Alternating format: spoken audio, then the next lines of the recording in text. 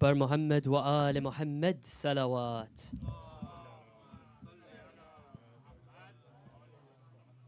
أعوذ بالله من الشيطان الرجيم. بسم الله الرحمن الرحيم. ويل لكل همزة لمزة الذي جمع مالا وعدده يحسب أن ماله أخلده كلا لينبضن في الحتمة وما أدراك ما الحتمة نار الله الموقدة التي تطلع على الأفئدة إنها عليهم موصدة في عمد ممددة. صدق الله العلي العظيم. اللهم صل على. So just to start off today's session, I read to you Surah Al-Humaza, and I'll just read to you the translation for that as well. So, in the name of Allah, the most compassionate, the most merciful. Woe to every backbiter and slanderer who amasses wealth greedily and counts it repeatedly, thinking that their wealth will make them immortal. Not at all. Such a person will certainly be tossed into the crusher. And what will make you realize what the crusher is? It is Allah's kindled fire, which rages over the hearts. It will be sealed over them, tightly secured with long braces. So always whenever we do anything in our communities or in our lives, we should start with Bismillah, or at least a surah from the Quran. And that's especially true when we're gathering together to commemorate Imam Hussain. So today I chose to start with Surah Humaza. This is simply because it's just a surah that I enjoy reciting. I learnt it at quite a young age, so I just like to go through it again and again. But it was only recently that I went and looked at the meaning of the surah that I just recited. And it's about Allah condemning certain types of people, backbiters, slanderers, and people who hoard wealth. And in thinking about today's event and the reason that we're all here, I thought that this is one of the many examples where the Quran, in combination with the stories of the Imams, really teach us how to live our lives today. And this is especially true with the tragic events of Karbala. So you can see the posters all around you that go over these events and the lessons that we can gain from them. But even before the battle commenced, the people would slander and backbite about our Imams, Imam Ali, Imam Hassan, and especially Imam Hussain, all face people who did this to them. And you can probably say that amongst all the empires that ever existed, not many amassed as much as wealth as the Umayyad dynasty did. And we can see how that regime fell. Allah's words definitely came true. This is just one of many of the examples in science field, but he also has a plethora of work that he's done in the Islamic field as well, where he's completed multiple online seminaries and courses.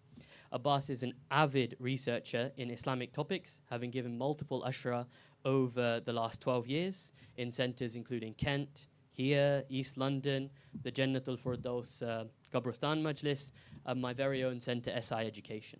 So on that note, I'll hand it over to Abbas for a brief introduction as well, and then we'll move on to our next speaker.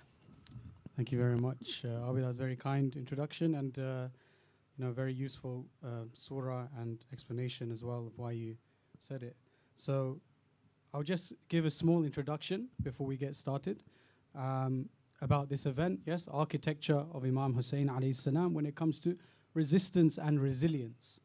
Now, when we think of architecture, the first thing, I guess, the general person comes to their mind is a building, right? Like a bridge, like a complex building, a complex structure, whether it's the Eiffel Tower, whether it's a stadium, a football stadium, or whatever it is. And we think about architecture in the sense that you need a very talented architect who thinks about every single thing that can go wrong and how to plan, how to build this structure. So architecture in that sense, on the material world, the way we understand it is like that. But spiritually, it's quite similar as well, where alhamdulillah, Allah subhanahu wa ta'ala has blessed us with the religion of Islam. He has given us the Holy Prophet who, as described in the Holy Quran, is the rahmatul lil alameen, the mercy to the worlds. You see that the Holy Quran and the Anbiya, the Imams and Imam al-Hussain alayhi salam, especially for today, all serve as examples for humanity on how to build a foundation so that you can, live a life in servitude to Allah subhanahu wa ta'ala. And one part in this short introduction, which I will mention about the story and the tragedy of Imam al-Hussain alayhi salam, is quite near the beginning. Yeah, the beginning after the death of the first king of the Umayyad dynasty, yes, which is Muawiyah ibn Abi Sufyan. When Muawiyah died, yeah, it came to Yazid ibn Muawiyah. He was not allowed to give this. This was not part of the treaty that was signed with Imam Hassan alayhi salam, but he went against that treaty, gave the leadership to Yazid ibn Muawiyah. When Yazid was in charge, he got his governor from Medina, Walid ibn Utbah. He told Walid, yes, go get the Imam Hussain alayhi salam, Al-Hussain ibn Ali alayhi salam, and tell him to give an oath of allegiance. He calls Aba Abdullah, and Aba Abdullah, he says to him, give allegiance to Yazid. Aba Abdullah alayhi salam says a very, beautiful line, a line which echoes until today, a line that echoes for anyone who calls themselves a Shia of Imam al-Hussain alayhi salam, yes, a follower of Aba Abdullah, yes, it's something that they can reflect upon. He says, one like me will not give bay'ah to one like him, yeah, one like Yazid. So that says, as us, as Shia of Imam al-Hussain, of course we want to be like Imam al-Hussain, like the companions of Imam al-Hussain, and we need to also identify who are the ones like Yazid. And if we look just in our very, contemporary recent history, in our lives, maybe in the last 40, 50 years, if I just mention a few ulama who have taken the message of Imam al-Hussain alayhi salam as a very practical lesson. One of them is, of course, Al-Shaheed, Grand Ayatollah, yes, Muhammad Baqir al-Sadr, yes, rahimullah, who gave his life. He was killed, he was tortured with his sister as well, yes, for what? Opposing the Yazid of his time, yes, the Yazid that he identified, Saddam. Another example, yes, Ayatollah Sheikh, yes, Shaheed, Baqir Nimr, yes, of Saudi, and he was killed, he was executed for what? For speaking about organizing peaceful protests. And if you look at his videos online, you will see he always insisted that we are people who protest peacefully. We are not people who protest rioting or anything like this. He was taken away, put in prison, executed quietly on the 2nd of January, just after the New Year celebrations. Yes, in 2016, I believe. And obviously the most recent, yes, Shaheed, Grand Ayatollah. And these are the grand Maraja, the grand scholars who represent Shi'ism. Yes, Grand Ayatollah, Sayyid Khamenei, rahimullah. Yes, and I just ask you this one question, just 3 questions, yeah? Who killed him? Why was he killed? And where was he killed? Was he killed in his compound with his family members, with his granddaughter, by that army, yes, that army who killed children, who surgeons in Al-Shifa hospital say that we saw children who were sniped between, yes, in their neck. That army which block off water from Gaza, that army that block off medicine from Gaza, that army which bomb hospitals, bomb UN refugee centers, bomb churches, yes? Sayyid Ali Khamenei, yes, rahimullah, Ayatollah, Shaheed, rahimullah, yes, was killed by such an oppressor, and he dedicated his whole life to that. So inshallah, with that introduction, I thank you very much. And inshallah, I look forward to learning from our esteemed scholar on my left here, as well as Abed, our esteemed host, and obviously the esteemed guests who have come here. I thank you very much, and I inshallah look forward to learning from you guys as well. So thank you. Allahumma salli ala Muhammad wa ali Muhammad. So thank you very much, Abbas, for that lovely introduction, and just to stimulate our minds with some of the questions that you can ask as the event continues. But before we do so, I'd like to introduce our other panelists. This is Sayyid Ali Jaffri. He is Hausa qualified, PhD in Islamic education, a master's in Islamic studies, as well as information technology, business administration graduate, a fellow of the British Computer Society, a chartered IT professional, so you can see a whole host of expertise here, and a consultancy business owner. He currently works as the head of a cybersecurity at a UK charity and is a member of the Majlis Ulama of Shia Europe, as well as a madrasa teacher and a trainer. So hopefully we can hand it over to him to share with us some of this amazing experience. أعوذ بالله من الشيطان الرجيم بسم الله الرحمن الرحيم الحمد لله رب العالمين الحمد لله الذي هدانا لهذا وما كنا لنهتدي لولا أن هدانا الله الصلاة والسلام على أشرف الأنبياء والمرسلين سيدنا ومولانا بالقاسم مصطفى محمد وعلى آله الطيبين الطاهرين اللهم صل على محمد وآل محمد. السلام عليك يا أبا عبد الله. السلام عليك يا صاحب العصر والزمان. First of all, we thank Allah subhanahu wa ta'ala for giving us this opportunity to get together in the name of Imam Hussain alayhi salam in these days of Arba'een. Indeed, like when people get together, there's the congregational blessings are manifold, and it's impossible to count when a certain number of people get together in the worship of Allah subhanahu wa ta'ala. Indeed, this is a form of worship as well. So I just want to say a little bit about the setup of today, this panel discussion. And it just reminds me of the time of Rasulullah sallallahu alayhi wa sallam. Whenever he used to give his sermons, there was an opportunity for people to ask questions. And that's the usual Islamic discussion format. It's not one way that someone is sitting far away on the minbar, they say something, and then you have some doubts in your mind and you don't have access to the speaker and you leave keeping those doubts, and then you hear the same thing again from a different perspective.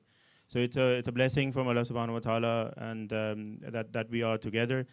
Make use of this this gathering and this setup.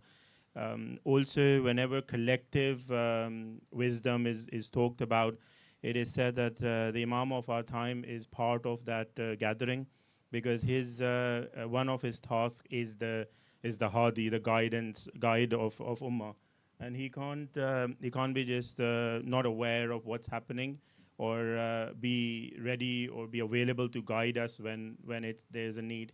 So it may be that we don't have these like every answer, or we can solve like all sorts of problems. But in classroom environments, it is said that the Imam is present, and because of the barakah of the Imam being present, the topics that are discussed, the things that come to your mind, the energy and the motivation that you get to speak and to listen and to learn is very different to when, for example, you're just listening to a one-way lecture or to YouTube video or something. So this is it's a very special kind of blessings, and unfortunately, majlises have a very specific time, and we can't allow like people to stand up and ask questions. Otherwise, the whole program is sort of disturbed a bit.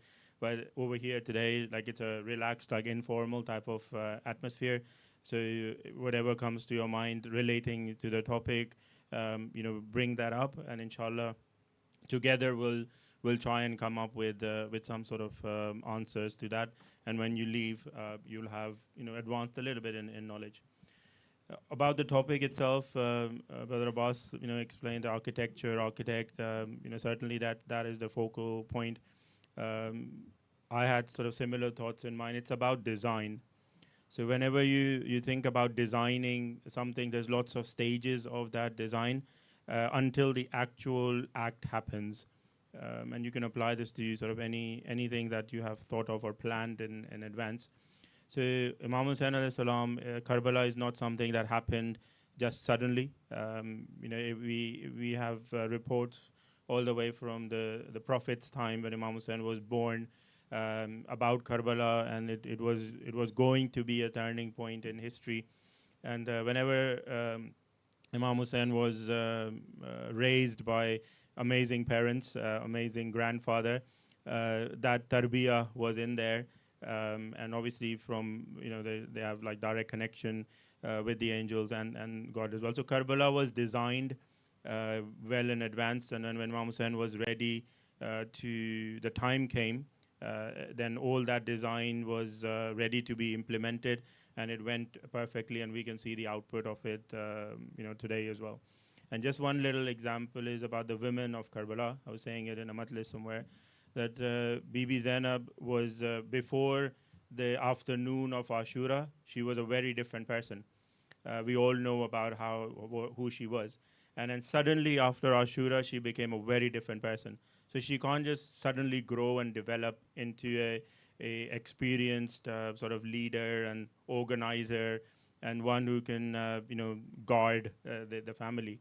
So it was part of her tarbiyah, her design, her conversations with Imam Hussain alayhi salam. So today, inshallah, we'll discuss from this different aspects, and Brother Abed has got it like very elaborately and comprehensively planned, inshallah. So we can discuss what was that design in the early stages, how it got close to Karbala, what happened in Karbala, and then more importantly, how you connect the Imam of our time to Imam al-Hussain alayhi salam, because otherwise it will be a story for us. That was a great thing that happened, but what is our role and how can or when we become, in fact, we can be companions of the Imam right now, but when Imam is between us, how will we support the Imam like the companions did to Imam Hussain? So inshallah, that would be our discussion today. Thank you. Allahumma salli ala Muhammad wa ala Muhammad. Thank you very much for that continuation of the introduction, Sayyid, and a discussion of some of the points that we will address now. So I'm going to be a bit selfish and take the first question for myself. Just to let everyone know, there is a mic available, so if anyone wants to ask questions at any point, if you just raise your hand, I'll point out who's asking the question, and then we can hand over the mic, or if you don't want to have the mic, you can just say the question to Brother Irshad here, and then we can tell the speakers.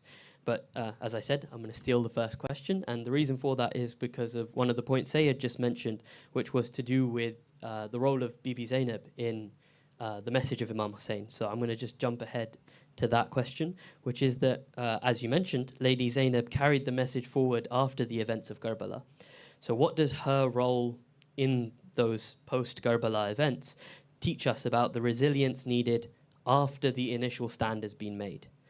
When the cameras are off, when the world has moved on, what is the message we can get from what she did? How can we be inspired by her actions? So if either of you would like to take that, please go ahead. Okay. Thank you. So yeah, that's a brilliant question. And obviously, yes, Sayyida Zainab, salamullahi alayha, is, Allahumma salli ala Muhammad wa ali Muhammad, is one of the most important individuals when it comes to the whole discussion of Karbala. Because after the tragedy occurred, straight away after Imam al-Hussain alayhi salam is killed, she has a responsibility, yes, to gather the women, to gather the children, to even protect Imam Sajjad alayhi salam, and protect them in the journey all the way to Kufa and all the way to Sham. And at the time of Sham, when they are being paraded, Lady Zainab salamullahi alayha, she delivers the most eloquent and beautiful of sermons. It's a sermon which broke down the whole thesis, of Yazid ibn Muawiyah. That when Yazid was in his courtyard and he was parading these people as if they were rebels, yes, Lady Zainab salamullahi alayha reminded them who they were, who their grandfather was, who their father was, what family do they belong to. She said in her sermon, one of the lines she said, you will never, yes, get rid of our remembrance, and you will never extinguish the revelation of Allah subhanahu wa ta'ala. And, that sermon is something we need to study. Another line is, she says, oh, the one, yes to Yazid, oh, the one whose grandmother is the one who chewed the liver of the righteous ones. Yeah. Again, telling the people, yes, with this beautiful eloquence. Yeah. Another thing she said was when Yazid ibn Muawiyah, when he was saying, okay, if Allah wanted Abu Abdullah to win, he would have allowed them to succeed. Sayyida Zainab brings the Quran, says, yes, does Allah not say in the Holy Quran, when those who die in the way of Allah, do not think of them as dead, rather they are living, receiving sustenance from their Lord. So we see Sayyida Zainab salamullahi alayha, it's not finished after Karbala. Sayyida Zainab has to keep the message alive, has to make the message reach everyone. Make people realize what actually happened in Karbala. Get rid of any misconceptions, right? And this is something, it can be very easy for us. That when a dramatic, a very, something which invokes a lot of emotion happens, we're very loud then. And after that's gone, we become quiet. After that's gone, we lose the energy, We lose the motivation. Yet we should not forget this. We should constantly remind ourselves, as the Holy Prophet says, sallallahu alayhi wa alihi wasallam, his advice to the ummah, he says, the one who wakes up in the morning, and does not concern himself with the affairs of the ummah, he is not a Muslim. So inshallah, something to motivate us that we don't lose this stamina is that every morning, one of the first questions we ask ourselves, yes, is what is happening to my brother and sister around the world? What is happening to humanity around the world? Who is the oppressed? Who is the oppressor? Let's follow Amir al-Mu'minin alayhi salam's final words, yes, in his sermon to Imam Hassan alayhi salam, his letter to Imam Hassan, where he says, yes, oppose the oppressor and support the oppressed. And obviously Sayyidah Zainab salamullahi alayha shows us how to have this, yes, stamina and to never stop preaching about when the oppressed has been killed. Thank you very much. That answered my question very well. But if there is anything you would like to add, Sayyid, please take the mic. It was an amazing explanation on Sayyidah Zainab's role in Karbala. Just to add a little bit to that, I think we have to analyze Sayyidah Zainab's personality in a bit more detail and understand like how did she became what she became in Karbala. She is definitely a role model for our sisters, for all the women in there. But I always say that we have to remind each other of good. So if you hear something good about what the females should do or the sisters should do, then inshallah you can remind them, and the sisters who hear it directly, they can have the lessons in there. So Sayyidah Zainab, how she became that, it's not her personality alone in there. There's lots of people around her that made her what she was, and that applies to our sisters as well. That we need to provide all that support that is available to them, all the relations that they have. So they learn the qualities from all the men. Obviously, they will have their own qualities, and I'll come to the women's side. But she had Imam Ali, she had Imam Hassan, she had Rasulullah, she had Sayyidah Zahra. All those people, they helped in upbringing her. They helped in developing her slowly and gradually. And we have numerous stories at different times. When she was present, she was looking at the whole process. Like when her mom passed away, Imam Ali's time, Imam Hassan's time, Imam Hussein's sort of younger time, earlier time when she was born, all the way where Rasulullah asked God to name that that baby girl that was born. So all of these people are helping that woman to grow, and the woman's responsibility was to see around her what sort of qualities exist in those people and try and learn from them as well. So your father, your brother, your husband, even your sons and cousins and all those people, they will have different sort of qualities. If we just limit ourselves, and obviously this needs to be done in a proper modest way, that's a given thing. But if you learn from them and they teach you as well what they have, then slowly and gradually that woman is not needed to do anything at that time, but you are preparing them to be ready in case something happens. And once this woman develops, after taking all this knowledge and learning and skills and experience, she starts to train other women, right? So her sisters, the people around her, she starts to transfer that knowledge as a practice. And she tells, like, this is how I am. So this is, I'm telling you a summary of Sayyidah Zainab's life, where after she's learned, she starts to then train people. You see that in Sayyidah Masuma's life, and there's lots of other ladies, wives of the imams and sisters and other people. They used to train other women.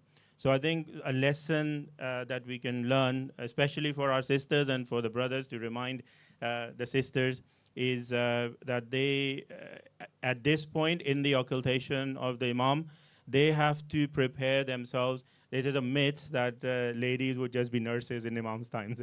There's something that they will just treat the wounded and nothing else. I think the sisters are capable of much more than that.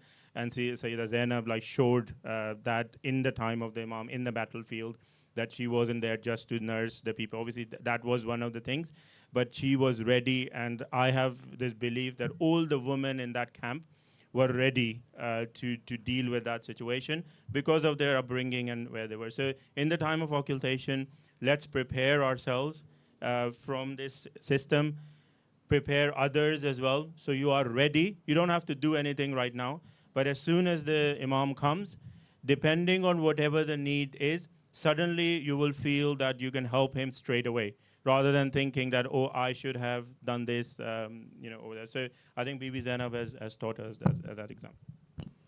Yeah, thank you very much for that.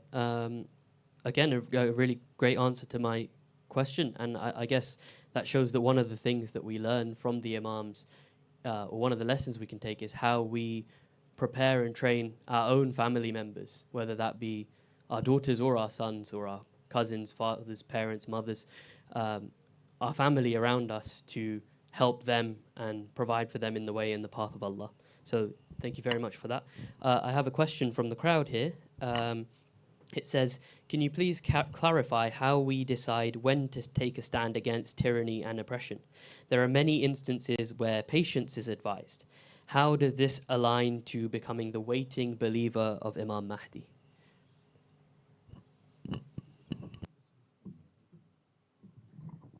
Okay, can you repeat the question, please? So the question says, please can you clarify how we decide when to take a stand against tyranny and oppression? So there are instances where patience is advised. How does this align to the coming of the Imam? I think in terms of taking a stand against tyranny, it's an obligation. If you look in the book of Ayatollah Dastaghaib Shirazi, one of the major sins that he mentions is when the oppressed calls out and you do not respond to him. And he mentions hadith in there from Imam Sadiq alayhi salam mentioning that one of the great major sins is this. Or, for example, even Imam Hussain alayhi salam, somebody left the camp of Abu Abdullah, and Abu Abdullah said to him, okay, you're leaving, but go so far that when I call out, ala hal min nas and yansurna, that you don't hear it. Because if you hear it and you don't help me, then there's a special place in the hellfire for you. So there is always something you must do. Now, taking a stand, I think maybe the question is more so about taking like a very vocal stand, or maybe doing something else. This is something which obviously takes your own emotional intelligence, and you need to understand. You know, one of the narrations narrated by Sheikh Saduq, I believe it's in Al-Khisal, he mentions that when Ibrahim alayhi salam was being flung into the fire, there was a frog who asked, all the animals asked, Ya Allah, please allow us to put out the fire. This frog, yes, was given permission. It says the frog took some water to put into the fire, and 2/3 of him was burnt. Yeah? And this is a very interesting story. Obviously, this one frog is not going to put out a massive fire, a massive blaze. Yet, it's an amazing metaphor to tell us, yeah, that no matter what situation you are, do something. Try and do something, ya mu'mineen. Ayatollah Sistani, in his book of fiqh, he mentions when it comes to enjoining the good and forbidding the evil. When it comes to forbidding the evil, he writes that, the first thing you do, yes, analyze what is the things I can do to forbid the evil. And the first thing you do is the thing which you feel is the most effective, yes, and the least, that causes problems around you, yeah? And if that doesn't work, then maybe go to another level and progress slowly like that, yeah? So it's always, have obviously patience, as mentioned in the Holy Quran, yes, in the story of Yusuf alayhi salam, yeah? Yusuf alayhi salam was beautiful, yeah? He was Jamil. Yet Allah, when He describes the story of Yusuf alayhi salam in the Holy Quran, He never once says Jamil when it comes to Yusuf, yeah? We know he's Jamil because the ladies, they cut their fingers and they didn't realize they cut their fingers. What was Jamil? He says when Yaqub, yes, was told that your son has been killed, yes, it says he showed, yes, Jamil sabr, yes, a beautiful patience. So sabr is one of the most important things, yeah? But sabr does not mean sitting back and letting, your brother and sister be killed. There is always something, even if it's not something so vocal, yeah, you can do something. For example, today, You can get involved in your local council. You can get involved. You can write letters to your MP. You can write letters to Ofcom if you see something in the media which is incorrect that is being published. There's always things you can do. Now, I think maybe if it's taking the ultimate stand, that's a different question. It obviously takes many, many steps. And Imam Hussain alayhi salam did not just come there one day and said, I'm going to fight in Karbala. No, there was many steps towards that. Even the night before, he invited Umar ibn Sa'ad to his camp and tried to negotiate a manner in which they do not fight, yes? To stop this war from happening, yeah? Because, and even on the day of Karbala, what does he say when one of his companions say, let me, fire the first arrow? He says, we are not the religion. The religion of my grandfather is not the religion where we are the first to fight, yeah? We are only those who fight when it comes to self-defense. So I think there are, or in summary, there are levels which you can take, yet there is an obligation that when you see someone oppressed, you have to at least do something. You can't completely turn a blind eye, if it's within your capacity, of course. Thank you. So yeah, completely agree with that. When this sort of oppression started, there was lots of questions from people like, what do we do? So I created a list of like 10 things that you could do, which some of the brothers mentioned. But at the least, do not ignore oppression. So if and this is one of the motives of news channels, is to play it in a way that it becomes news, and you hear it and you pass on to the next item of news. It just comes between 10 things. So imagine this happened in this country, there's an election going on, there is some sort of discovery, 15 people died, and then NHS is having a budget problem. So the way this is presented is from a news. So don't take it as news only. And if it is appearing as news, then it should impact yourself. And there's not a lot of time to go into the spiritual discussion on zulm. But if you hear the news, that's your body reacting to that news from your ears, like listening to it. But when the news starts to impact your soul, when you become sad, that is when it has impacted you and you really felt that pain of the other brother. And this goes to some extent to the Masa'ib of Imam Al-Hussain alayhi salam as well. You see a lot of people really properly crying, but in their lives, they may not be following the teachings because it's touching the bodies and not the soul. So the 10 things are at the very least, do not ignore it, feel it, and then as much as you can do. We won't go into that sort of discussion. Brothers explained, but I'd like to bring something from a non-Islamic perspective, and this is around incident management and disaster recovery, right? These are common terms in your workplaces or where you teach or wherever. There is this planning of, if tomorrow this building burns, what are we going to do, right? All of you use your computers, your phones at least. Tomorrow, if that phone doesn't turn on, what will happen? Maybe you haven't thought about this because you feel that it will never happen, but it is a possibility. Like tomorrow morning, your phone doesn't turn on, and whatever your backups are, they're not available, and suddenly the 1,100 contacts that you have are gone. Or if you're doing business on WhatsApp or something, then it's all gone. So it's about that thinking of, if this goes wrong, what will I do? For critical things only. You don't do that for every single bit, but you have, and for important areas, you have to think that. Otherwise, when that time comes, you are just running around like, what do I do? And then some sort of bad consequence happens. So that is the preparedness side of things, and I think that is what we have been told, or our responsibility is, I think, in this time from our scholars in terms of preparation. So we know things are happening. If I ask you to analyze the current situation, every one of you has enough knowledge to say, this is the oppressor, this is what he can do, this is what he has done. And in the last 10 years, these are all the things that have happened, and we have the problem, we have the situation, we know what has happened. So you have a good understanding of things. If we recreate that scenario, and say, this, whatever hasn't happened, this could happen, and I need to be prepared for it. In that, and you could do that individually, but best done collectively as well, because it's a society, like social problem rather than an individual problem as such. But start with yourself, maybe with your family too, and think of this question that, if this happens, what can I do? And bring up some like scenarios in your mind. We are living over here. Something tomorrow can happen here as well.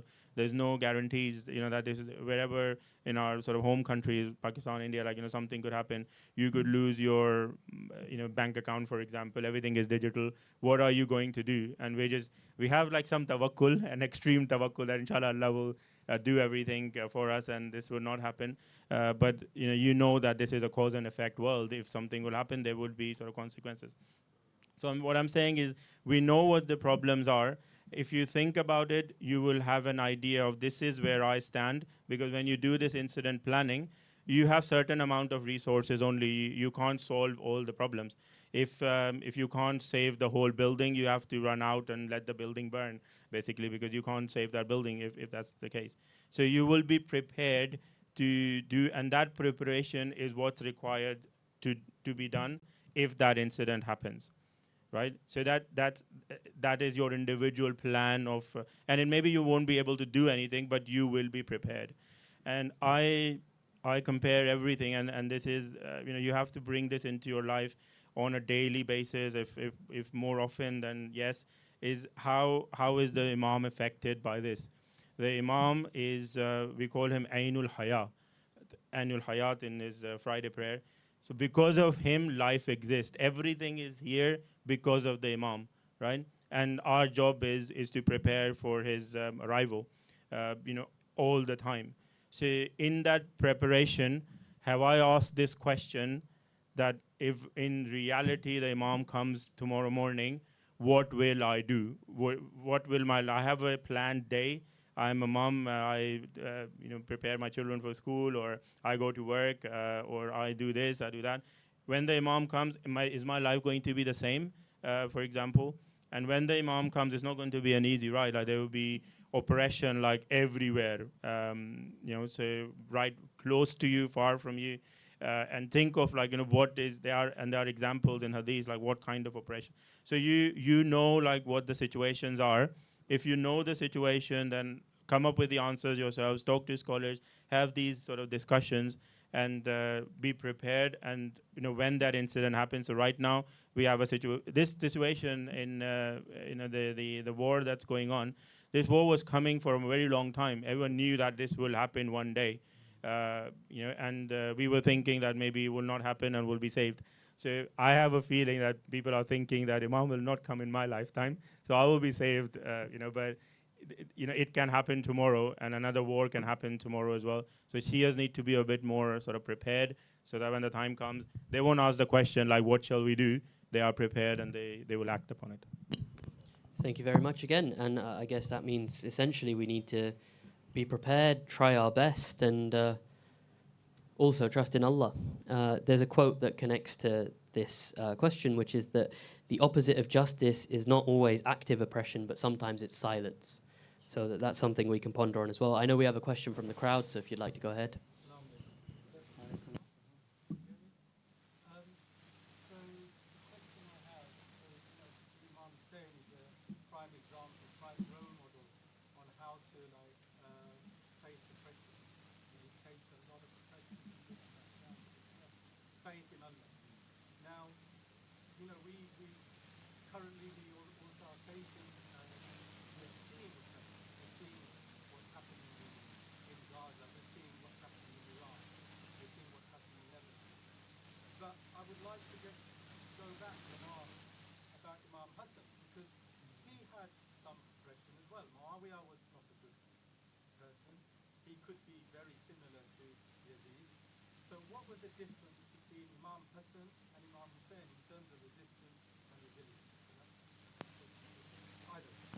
So just in case everybody couldn't hear that, the final question was that what is the key differences between Imam Hussain and Hussain and how they dealt with the oppressor of their time?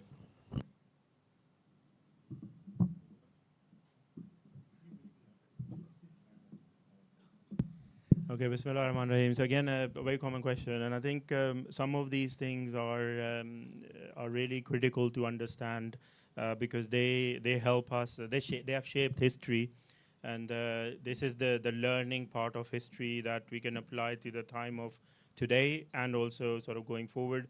There's a brilliant book from Ayatollah Khamenei, the 250-year-old human, and he goes through the political times of all the imams, analyzes it, and essentially he's saying that this is one person, but in 12 different eras, right? The 250-year-old, so there's one 250-year-old person, but Imam Ali's time, Imam Hassan's time, Imam Hussein's time.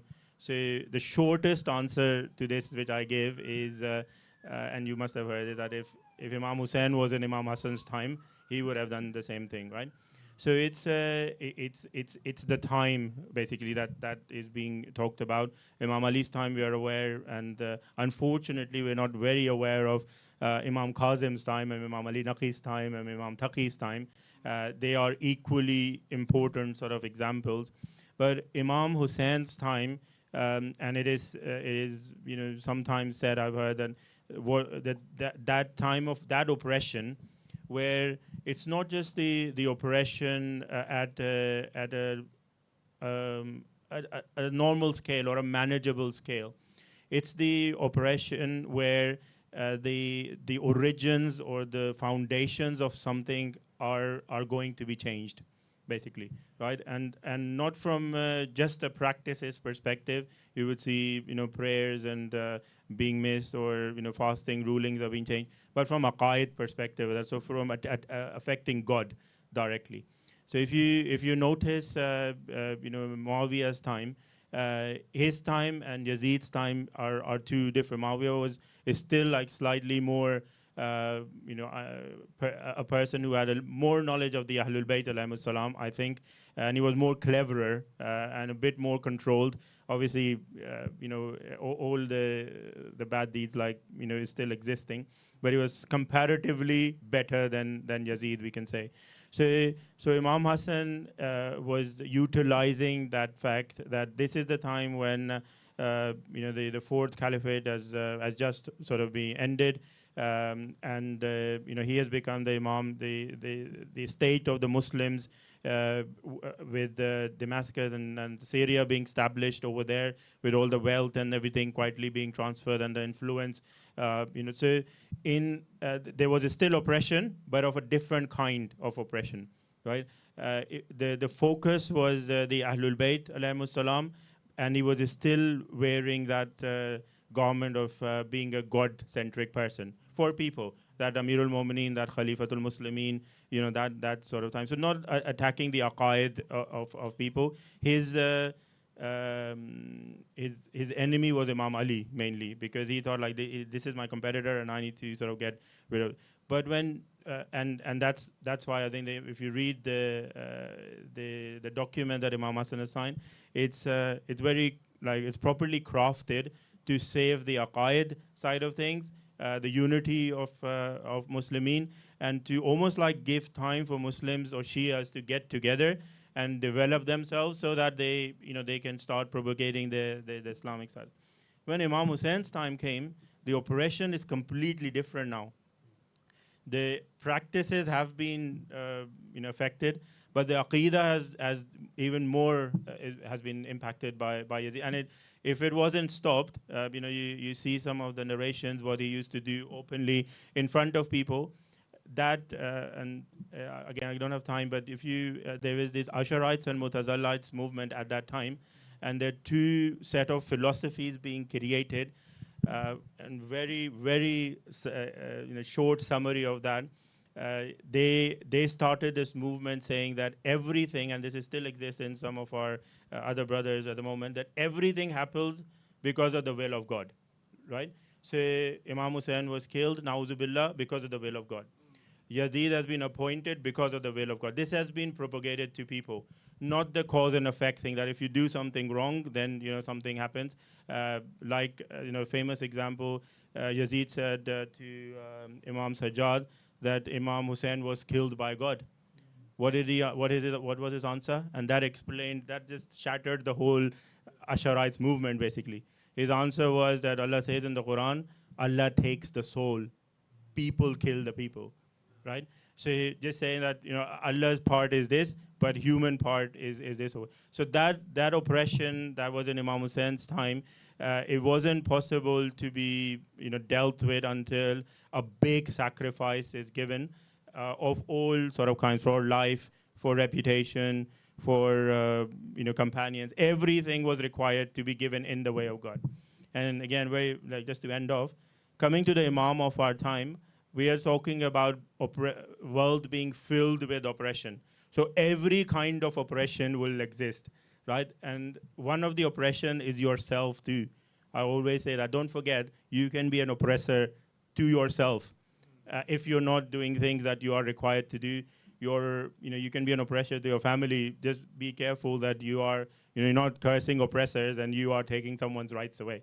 So, because Imam will not leave that, and that oppression will exist at that time.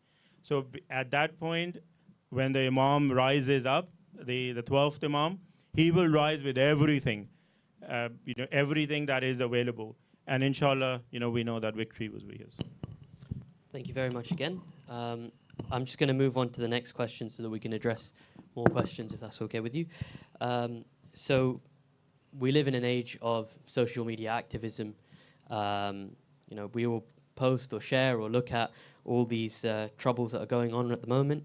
How do we make sure that our engagement with justice, with the message of Imam Hussain, goes deeper than just that, maybe you could say, surface social media level, and we keep in the spirit of Imam Hussain? So, could you summarize that question? So the question is, in essence, how do we make sure that our actions in meeting the message of Imam Hussain goes deeper than just social media? Yeah, I think social media is one method, and it's very important. I think we're in a world now where, 30, 40 years ago, the way news was propagated was just based upon your local news channel. Whoever that, BBC or Fox News or whoever that is, and that's the only source of news. Now social media has become a thing where those guys cannot get away with it. Yeah, you see videos, it's something that, they can't get away with it. The truth will come out and there'll be egg on their face, yeah, as the saying goes. But in terms of more than social media, right, I think that's something that we need to reflect on in ourselves. If we're as people, and inshallah I hope every one of us is, people who put on our social media, yes, spreading and educating our followers, and maybe even those outside of our, the circle that is here today, maybe our colleagues or whoever that is, without the Shia community, outside the Muslim community, right? We need to ask ourselves, what are we doing it for? And if that these people were not, it was not for, if nobody saw what I was doing, what would I be doing? If my message was not getting to everyone, what would I be doing? Yeah, Imam Ali alayhi salam has a very beautiful quote where he says that if the entire world, was against me, the entire world wanted to kill me, by God, I'll never feel lonely. And if the entire world loved me and they all supported me, by God, my confidence would not increase. Sometimes with social media, we get carried away, with the likes or the love hearts, or, how many people like it, how many views we get, And it sometimes makes us feel we've done enough. I posted this thing, I've done enough. Try and think of it from a perspective that if nobody saw this, and if social media was not a thing, would I be able to go to my Creator, Allah subhanahu wa ta'ala, on the Day of Judgment? Will I be able to tell Him, that I did it for the sake of Allah? Would I be able to do this or not? And I think if you go from this perspective where you're doing it for qurbatun lillah, yes, for the sake of Allah subhanahu wa ta'ala, where you don't need validation from others, then this will deepen the way and methods and methodologies that you use in order to support those who are oppressed. Thank you very much, Abbas. We have a question from the crowd. Assalamu alaikum. I don't think this is working, but I'll speak up. So we are trying to draw parallels between our time and the time of Imam Hussain alayhi salam, where he and his companions rise up against oppression. So, because some extraordinary people within the human beings, like we all, so that we learn and we can emulate them, but not consider them in any way, look, they were the Ahlul Bayt, can't be helped, they were meant to do it, we can't. Is there much said about their material and social circumstances before the time of Karbala? Did they have, so somebody might say they had nothing to lose, but what was it that they had that ultimately a lot of us could potentially have and we stand to lose, whereas for them it didn't matter? I hope, the question's clear. I think this is where the time of the Imams is important to sort of understand. And I'll just give you an example of Imam Kazim alayhi salam. Allahumma salli ala Muhammadin wa ali Muhammad. He was not in between people most of the time, right? Imam Askari as well, he was under house arrest, most of the time. And, our Imams have been oppressed in different ways. So, however many years the seventh Imam spent in prison, was he undertaking his duties as an Imam? Because you hear him like in a cell, like 20 meters underground, and he's praying, and you would say that he's just disconnected. Is he still an Imam? That question can come into your mind. There's lots of jobs of an Imam to do. So what was the case? And at that time, were they not like followers of there were very few followers, not a lot. Let's say 100 followers in total, the real followers. But what were they doing when they had no access to the Imam? And sometimes it's absolutely no access, right? So we need to understand, that example is very similar to the example right now, right? That we don't have access to the Imam, but is the Imam still performing his duties? How do we know? Like, what's the status of Imam in my life right now? If he wasn't there, would my life be any different or not? So people in Imam Kazim's times could sing the same thing. I'm doing everything day and night. If Imam wasn't there, what would have changed in there? So we have to sort of understand the system of God in here.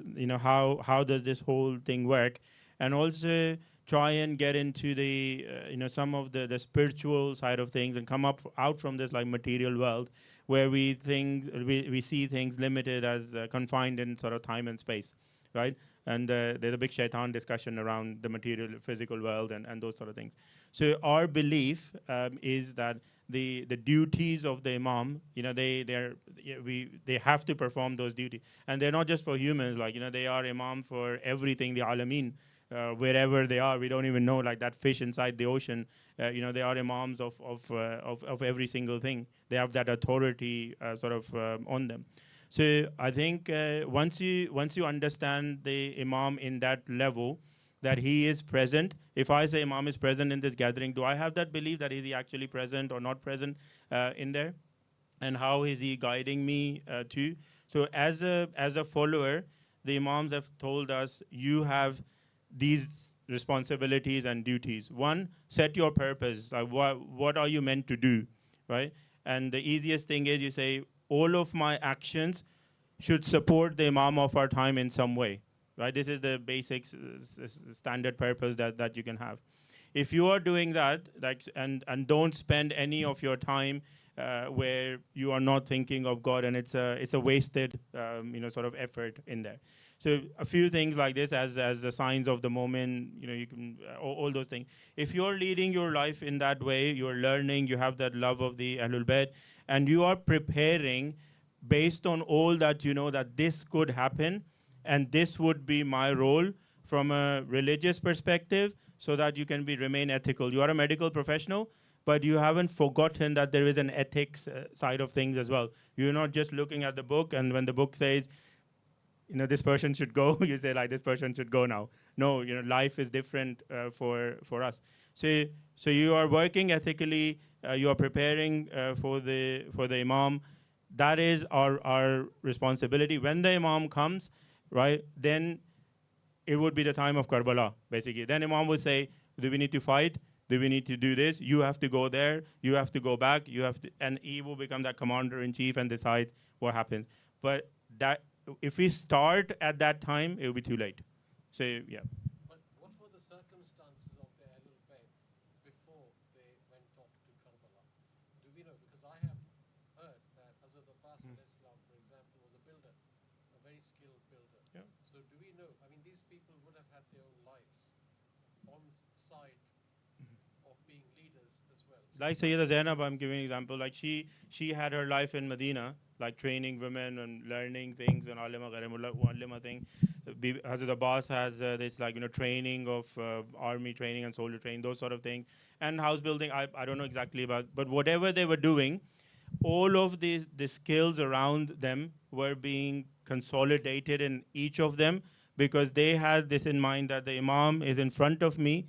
He could ask me to do anything, anytime, and I need to be ready to the best of my abilities to support him. And this is what our job is, I think, right now. Thank you very much again for answering that question, and a great question that was asked as well. Another question that we have from the crowd is that Imam Hussain said on Ashura Day, be a free man. So how can we be free men? What is self-oppression? How do we avoid it? And how do we know when we are oppressing ourselves?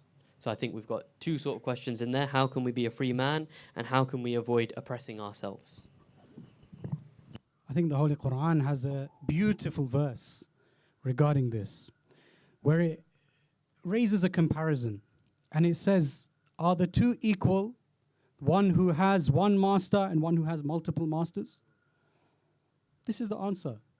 Are we free or are we not free? Ultimately, someone who is an atheist, they'll say, okay, you believe in God. Yeah, you are a servant of God. You are not free. I am free. Yes, subhanAllah, you're free.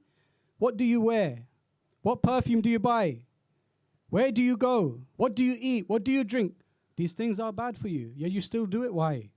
Because you're a slave of it. The Quran saying, yes, if you are a slave to multiple masters, yes, this maybe it's, a friend of yours who is maybe not right, or someone at work, or someone like this, or something like that. Yes, they're all dragging you from all sides. Allah subhanahu wa ta'ala is the one who gives freedom. Aba Abdullah means what? Father of, yes, the slave of Allah. Yes. When we do our salah in our tashahhud, what do we say? Ashhadu anna Muhammadan abdahu wa rasuluh. Yes. Being a slave of Allah, ya mu'mineen, is what is true freedom. Yeah. Being a slave of Allah, when you are in sujood and someone strikes you on your head in sujood, in the Fajr Salah, yes? What do you say? Yes, by the Lord of the Kaaba, I am successful. This is true freedom. This is true freedom, ya mu'mineen. Because everyone has a master. Don't get me wrong, yeah? Don't get it twisted. Don't let people tell you, oh no, you guys, you don't have you guys are slave to your religion. We are not. Everyone's a slave to something or the other, yeah? Which is why even Sayyid al-Khu'i in his book, he writes, yeah, there's no such thing as a real atheist, yeah? Everyone is a worshipper of something, whether you like it or not. We just want to quickly just add one thing. That I think when Imam Hussain said to be free, he's referring to the choices that people make. Every person, and you can do a self-assessment yourself, every moment in life, you have two choices. Either to do this or to do that, or to do lots of other things. But there'll always be a minimum of two choices. The religion, alhamdulillah, has defined exactly what needs to be done. And then, there are other distractions and influences.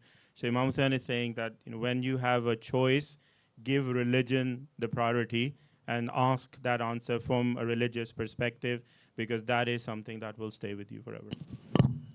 Thank you very much again.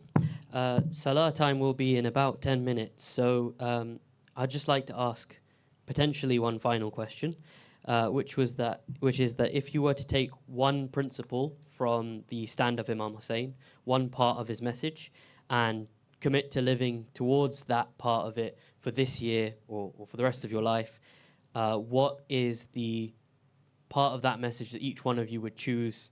And how can we act upon that? Why should we choose that part? I think for me personally, there's a line in Ziyarat al-Nahiya where he mentions that the heavens were in disarray by your patience. And when we think of Imam al-Hussain alayhi salam, as I mentioned already, he saw a sea of enemies. What does he do? Does he panic? Does he have anxiety? No. He does dua saying, Allahumma anta tiqati fi kulli qarb wa raja'i fi kulli shadda. Oh Allah, you are my haven in every mishap, my defender in every ordeal.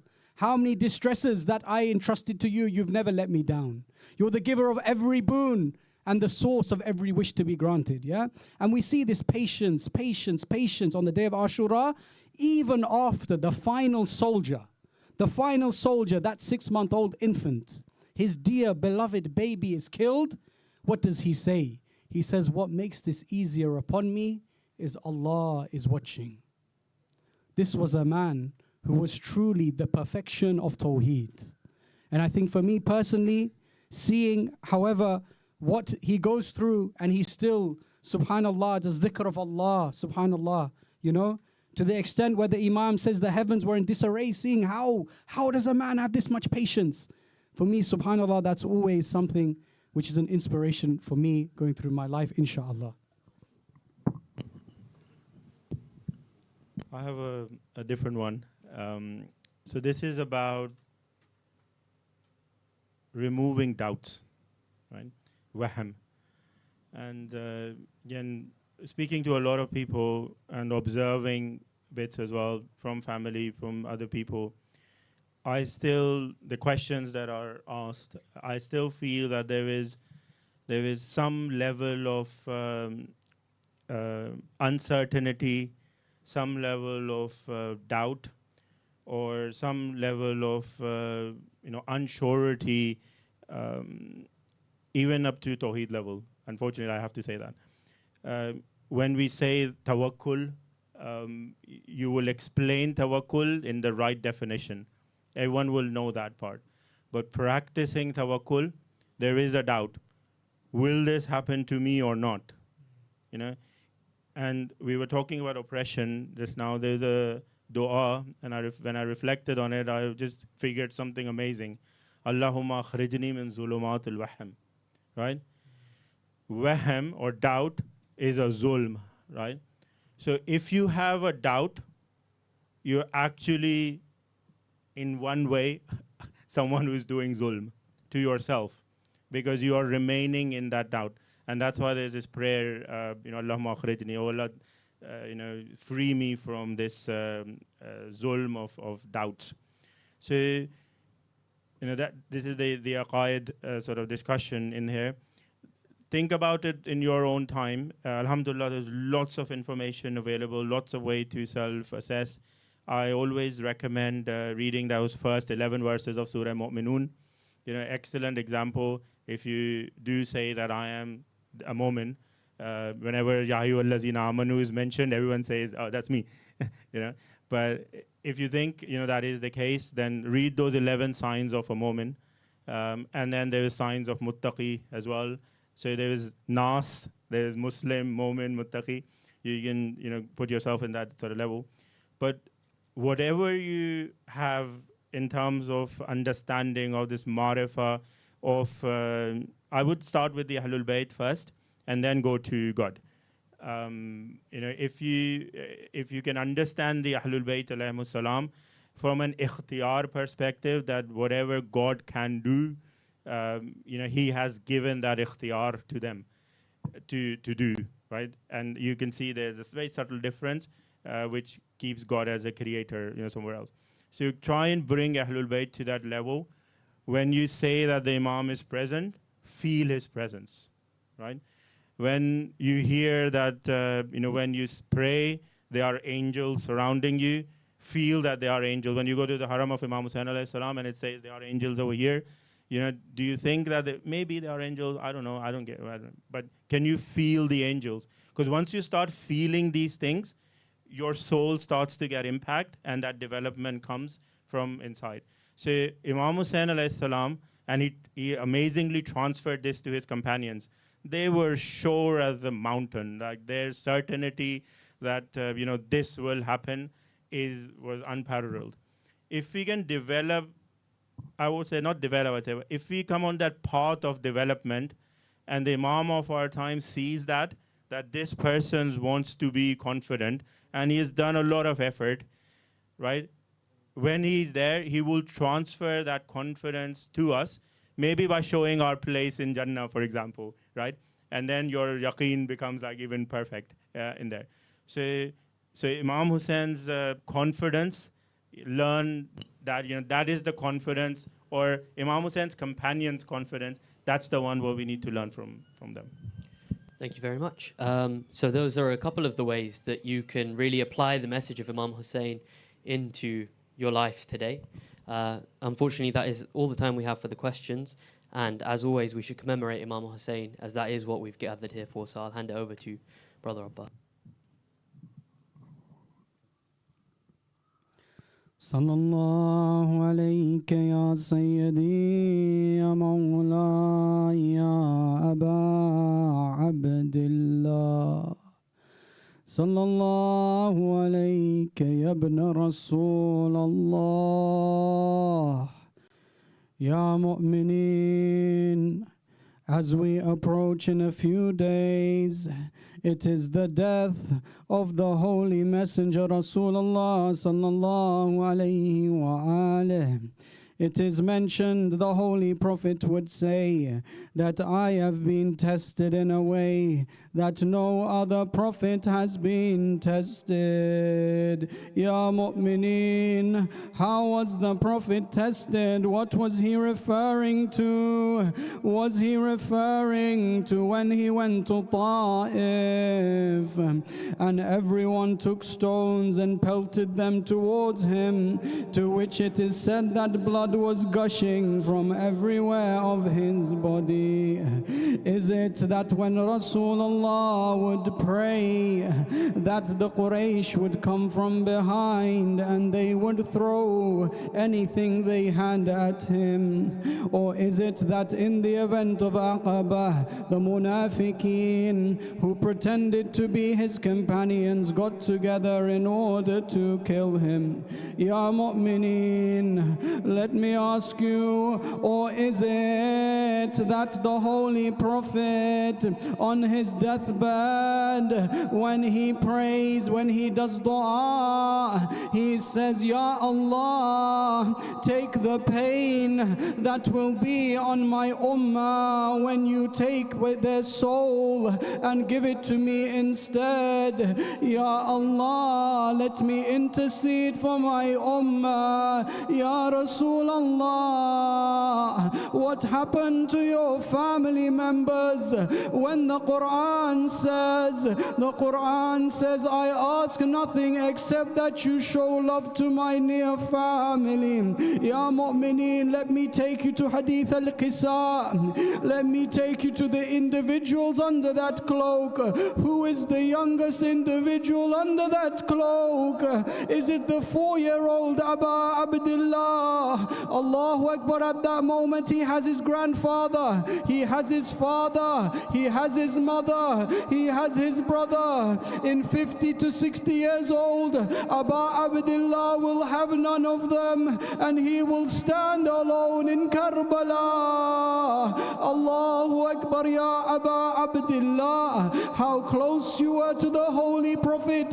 As he left Medina, he went to the grave of the Holy Prophet sending his salams. It is said in some rawayah that he would say, Ya Rasulullah, Ya Jaddi, Ya Rasulullah, Ya Rasulullah, I miss you, Ya Rasulullah. And it is said he fell asleep and he had a dream where Rasulullah said, Ya Aba Abdullah, there's a special station for you, oh my sweet son, my sweet grandson Aba Abdullah, that you will reach once you reach martyrdom. Ya mu'mineen, when did Aba Abdullah remember Rasulullah? Another moment when Aba Abdullah is in the killing pit and he is filled with arrows. Aba Abdullah, from the heat of the sun, he calls out, Bihaqqi Jaddi Anatshan, by my grandfather I am thirsty. did they say to him, O Hussein, do you see the river of the Euphrates flow like the belly of a snake? You will never drink water from it until you reach the hellfire, in which you will drink boiling water. What does Abu Abdullah say? He says, surely I will enter upon Rasulullah, my grandfather died with blood on my beard, and I will say to him, oh grandfather, so and so killed me. Abu Abdullah, he would constantly remember Rasulullah. Maybe this was the most difficult trial of Rasulullah, knowing that Jibreel came down and told him what would happen. Let me tell you a narration from Salama, Ummul Mu'mineen. She narrates that one day she had a dream, and in that dream she saw her dear husband Rasulullah. He came down, he was in the desert, he had dust all over him. What happened, Ya Rasulullah? What has brought you down? He says to him, Ya Salama, I have come down from the heavens, yes, to collect the blood of Hussain as well as the blood of his companions. Allahu Akbar. Salama says, when I narrated this story, I found out later that this was on the 10th day of Muharram. Allahu Akbar. Ala la'natullahi ala qawm al-zalimin. Inna lillahi wa inna ilayhi raji'un.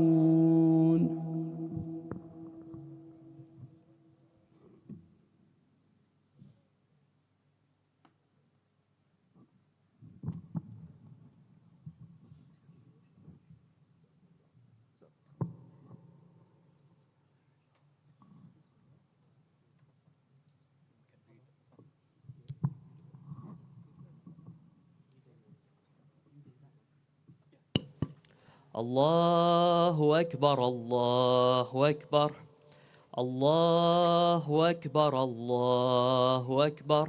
Ashhadu an la ilaha illallah. Ashhadu an la ilaha illallah.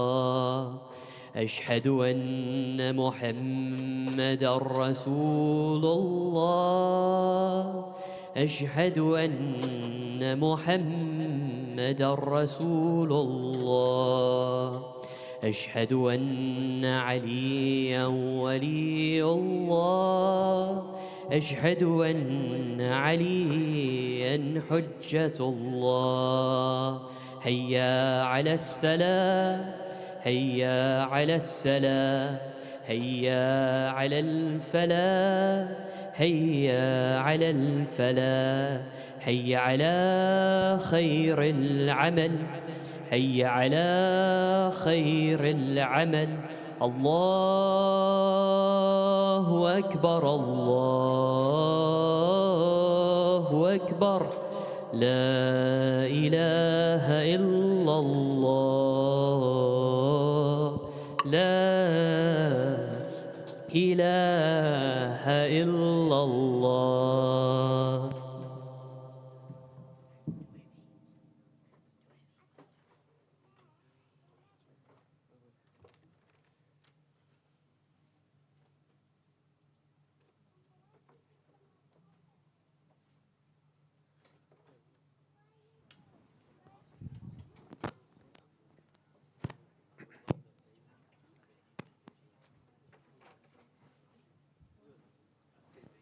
أعوذ بالله من الشيطان الرجيم. بسم الله الرحمن الرحيم.